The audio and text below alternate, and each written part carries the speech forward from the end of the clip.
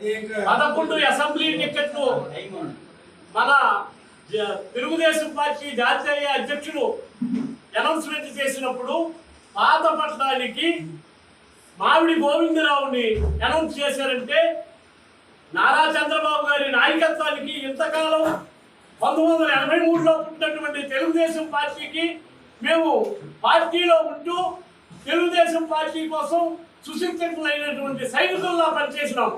మామిడి గోవిందరావు అన్నింటికి సెలెక్ట్ చేసినారంటే ఈ నియోజకవర్గంలో మామిడి గోవిందరావుకి ఎల్లలు తెలియవు, గ్రామాలు తెలియవు, నియోజకవర్గంలో ఎన్ని ఓట్లు ఉన్నాయో కూడా తెలియదు, నియోజకవర్గం ఆర్గనైజేషన్ రాదు.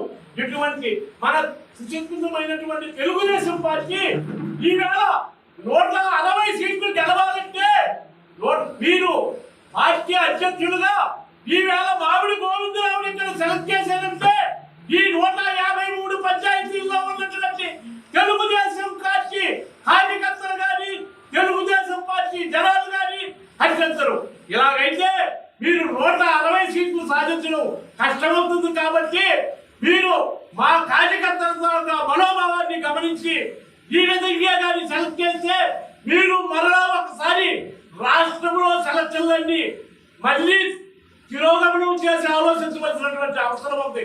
కాబట్టి ఎట్టి పరిస్థితుల్లో ఈ పాతపట్నంలో మామిడి గోవిందరావు టికెట్ మార్చి కలవట వెంకటరమణ గారిని తెలుగుదేశం టికెట్ ఇస్తే ఘంటాపదంగా గెలిపించి మీకు వెంకటరమణ గారిని మీ నాయకత్వానికి ఎందుకు పంపిస్తామని తెలియజేస్తున్నాము. వాస్తవ పరిస్థితులు తెలుగుదేశం పార్టీ అధ్యక్షులు తెలుసుకొని మీరు టికెట్ మార్చాలని మీకు సవినయంగా హృదయపూర్వకంగా నమస్కారాలు తెలియజేస్తూ మీరు ఈ అవకాశం ఇచ్చిన పెద్దలందరికీ ధన్యవాదాలు.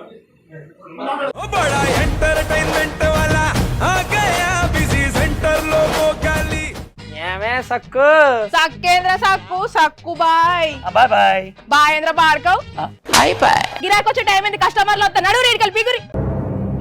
కస్టమర్లు వస్తున్నారు కదా, మాత్రం పొగరు ఉంటది. మరి తగ్గించేద్దాం పొగర్ని. డబ్బులు కట్టేస్తావేంటి కొంప తీసి? లేదు, కస్టమర్లు ఆపేద్దాం. పదా మరి మన బిజినెస్ స్టార్ట్ చేద్దాం.